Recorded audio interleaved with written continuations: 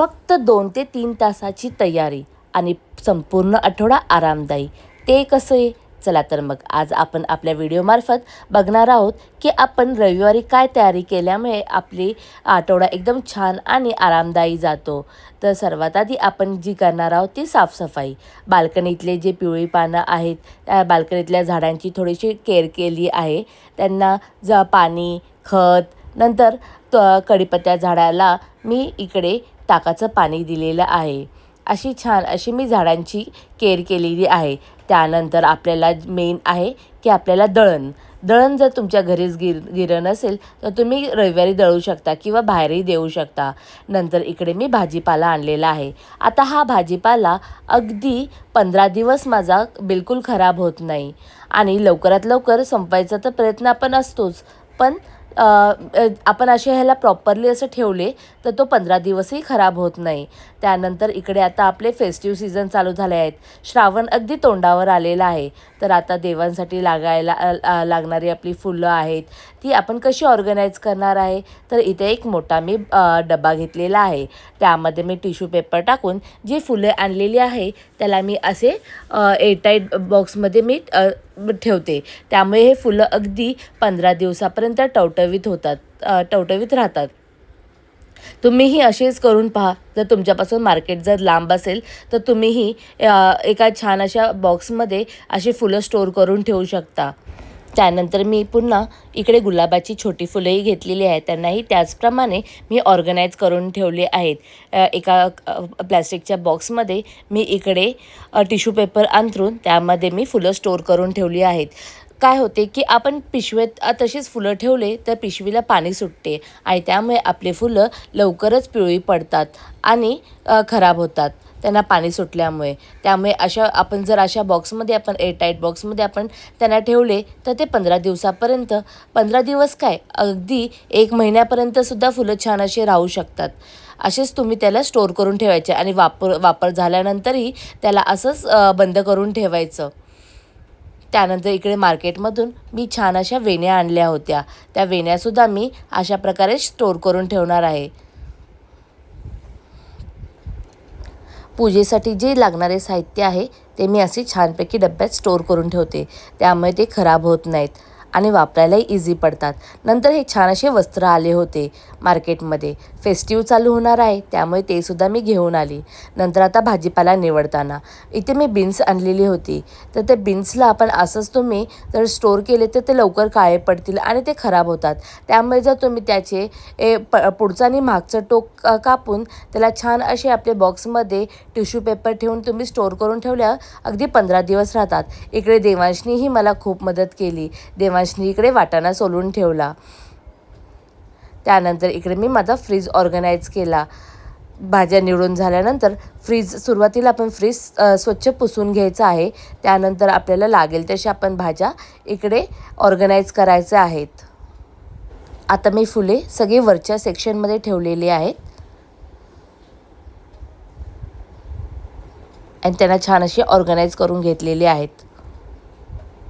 जे जागाही कमी लागते असे प्रॉपर ऑर्गनाईज केल्यावर आणि आपले सगळे सामान लगेच एकत्र हाताशी भेटतात. त्यानंतर कोथिंबीरसुद्धा मी छान अशी निवडून त्याला ऑर्गनाईज करून बॉक्समध्ये ठेवलेली आहे आणि चांगले आपल्याला एअरटाईट कंटेनरमध्ये ठेवल्यामुळे ते 15 ते 20 दिवस तसेच्या तसेच छान असे टवटवीत राहतात.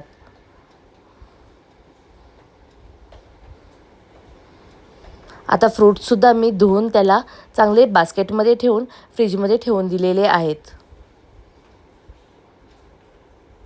लिंबू वगैरे आपल्याला काचीच्या बरणीमध्ये ठेवले की आपण ते चांगले राहते. त्यानंतर इकडे मी पनीर घरच्या घरीच बनवलेलं आहे. आजकालच्या आता कसे की बाहेर डुप्लिकेट पनीर भेटते, त्यामध्ये काहीतरी मिलावट असते.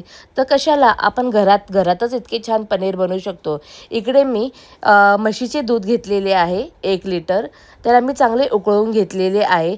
त्यानंतर मी एका वाटीमध्ये 1 चमचा विनेगर आणि त्याच्या आपल्याला जवळजवळ मी इथे काय केले की पाऊण वाटी मी त्यामध्ये पाणी मिक्स केलेले आहे. त्याला मिक्स करून आपल्याला जशी आता आपली दूध इकडे छान उकळते तसं थोडं करून आपल्याला यामध्ये हे विनेगरचं पाणी ओतायचं आहे आणि हळूहळू हलवत राहायचं आहे.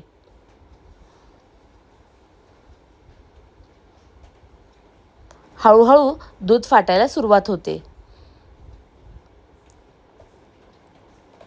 दिसतंय ना, दूध फाटायला सुरुवात झालेली आहे.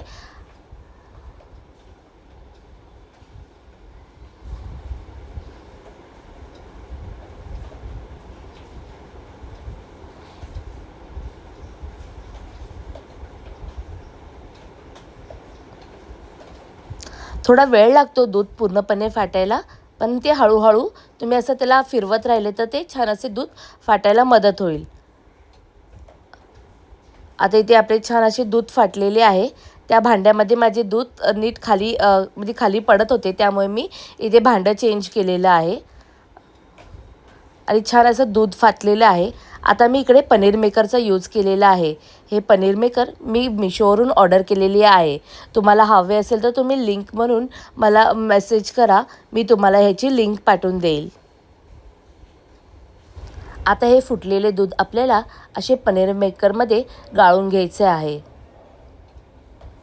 आणि त्यावरून थोडेसे गार पाणी टाकून घ्या, म्हणजे जे आंबटपणा असेल तो सुद्धा निघून जाईल. आणि ह्याला असे प्रेस करा की त्यामधले सगळं पाणी निथळून जाईल. आता त्यावर हे असे झाकण भेटते, ते झाकण आपल्याला लावायचे आणि त्यावर काहीतरी जड वस्तू ठेवायची आहे. मी इकडे माझ्याकडे खलबत्ता होता, तो मी ठेवलेला आहे. अगदी अर्ध्या तासात तुम्हाला छान असे पनीर बनवून मिळते घरच्या घरी.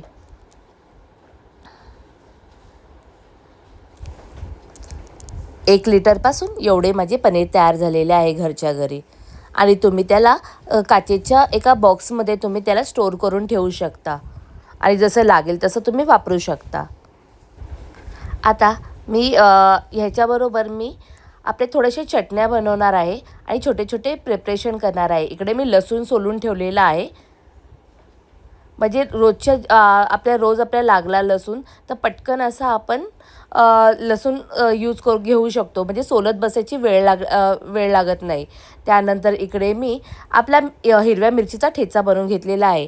आता कशी आपण पालेभाज्या करतो किंवा काही आता सणानिमित्त आपण भजी वगैरे काही बनवणार असेल, त्यासाठी झटपट असा आपला जो लसूण आणि ह्याचा मिरचीचा ठेचा असतो तो आपल्याला लागतो. मग त्यावेळी अशावेळी काय करायचे की मिरची आणि लसूण त्यावर थोडंसं तेल टाकून ह्याला चांगले भाजून घ्यायचे आणि त्यानंतर आपल्याला त्याला मिक्सरच्या भांड्यामधून बारीक करायचं आहे.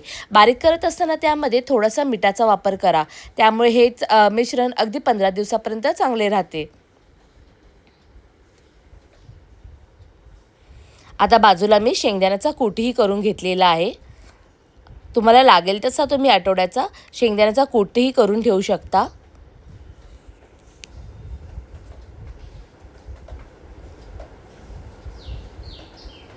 आणि जेव्हाही तुम्ही काही नवीन पदार्थ स्टोअर करत असणार त्यावेळी तुम्ही तुमचे जे डबे आहेत ते सुद्धा घासून पुसून तुम्ही हे सगळ्या वस्तू तुम्ही स्टोअर करू शकता. आता इथे मिरच्याही चांगल्या भाजून झालेल्या आहेत. आता आपण ह्यांना थोडंसं गार झाल्यावर आपण ह्याला मिक्सरच्या भांड्यामधून बारीक करून घेऊया आणि ह्यालासुद्धा आपल्याला काचेच्या भरणीमध्येच आपल्याला स्टोअर करून ठेवायचं आहे.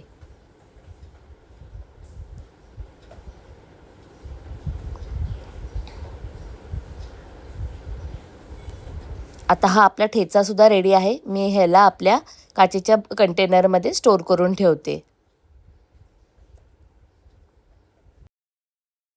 आता आपण अजून एक कूट बनवणार आहोत. जर कधी आपल्याला वेळ नसेल, अशावेळी आपल्याला पातळ रस्स्याची भाजी करायची असेल, त्यावेळी हा कूट वापरल्यावर अगदी तुमची पातळ भाजी खूप छान अशी घट्टसर बनते.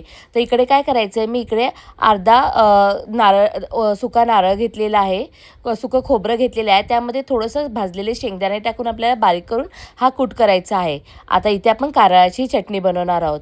कारळ्याच्या चटणीमध्ये खूप सारे आयर्न आणि प्रोटीन्स असते आणि ते हेल्दीसुद्धा खूप असते. तर कधी आपल्या आहारामध्ये ह्याचा समावेश करायला हवा, म्हणून इकडे मी कारळ्याची चटणीसुद्धा करून घेतली आहे. कारळ्याची चटणी करताना इकडे मी कारळे चांगले भाजून घेतलेले आहेत. त्यानंतर त्यामध्ये थोडेसे जिरेसुद्धा ॲड केलेले आहे आणि ह्याला तडतडायला लागल्यावर आपल्याला गॅस बंद करायचा आहे. आता गॅस बंद करून मी ह्याला काढून घेते एका डिशमध्ये. आता आपण ह्यामध्ये लसूण, लाल तिखट, मीठ टाकून ह्याला आपण मिक्सरमधून भांड्यामधून बारीक करणार आहे. आता ही चटणी करत असताना यामध्ये मी थोडेसे भाजलेले शेंगदाणेसुद्धा ॲड केलेले आहे.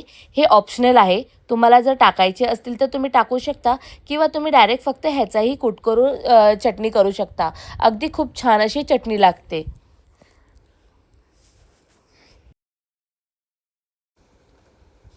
मीठ, लाल तिखट टाकून आपल्याला हे बारीक करून घ्यायचं आहे.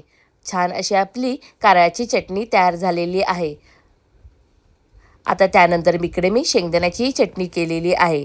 अगदी कधीतरी तोंडी लावायला म्हणून किंवा रोजच्या आहारात रोज वापरण्यास हरकत नाही अशी ही आपली हेल्दी घरच्या घरी केलेली कारळ्याची चटणी आहे. आता इथे शेंगदाण्याच्या चटणीसाठी इथे मी शेंगदाणे घेतलेले आहेत. त्यामध्ये लसूण, लाल तिखट, थोडेसे जिरे, थोडंसं खोबरं, सुकं खोबरं, मीठ, तिखट टाकून ह्यालासुद्धा आपल्याला बारीक करून घ्यायचे आहे.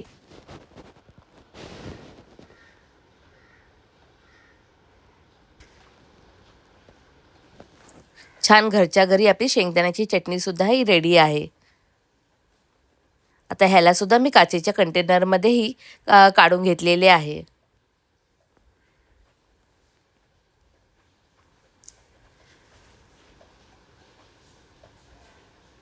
आता मी इकडे हेल्दी असे मुगाचे लाडू केलेले आहेत. मुगाचे लाडू याचा पूर्ण व्हिडिओ आपल्या चॅनलवर अपलोडेड आहे. तुम्ही पाहू शकता. अगदी या छोट्या-छोट्या लाडवाच्या स्नॅक्सपासून मुलांना खूप सारे प्रोटीन्स, आयर्न, विटॅमिन्स, मिनरल्स भेटतात. तर आठवड्याच्या ह्या छोट्याशा प्रिपरेशनमध्ये तुम्ही हे लाडू करण्यात हरकत नाही. मुलांना बिस्किटं, चॉकलेट्स अशी काहीतरी वरचं फूड देण्यापेक्षा हे तुम्ही छोटे-छोटे गोष्टी करू शकता. इकडे मी इलायची पूडसुद्धा करून ठेवलेली आहे. आता आपला फेस्टिव्ह सीझन सुरू झालेला आहे. मग आपल्याला काहीतरी गोडधोड करायला इलायचीची पूड हवीच ना, तर मीही इकडे घरच्या घरी इलायचीची पूडसुद्धा करून घेतलेली आहे. म्हणजे आयत्या वेळेस आपल्याला इलायची आपल्याला बारीक करायची गरज नाही पडणार. आपण ही लगेच पूड वापरू शकतो. आता मी स्नॅक्ससाठी अजून एक प्रकार केलेला आहे. हेल्दी असे पेरी पेरी फ्लेवरवाले मखाने. आपल्याला तुपात मखाने चांगले क्रिस्पी होईपर्यंत रोस्ट करून घ्यायचे आहे.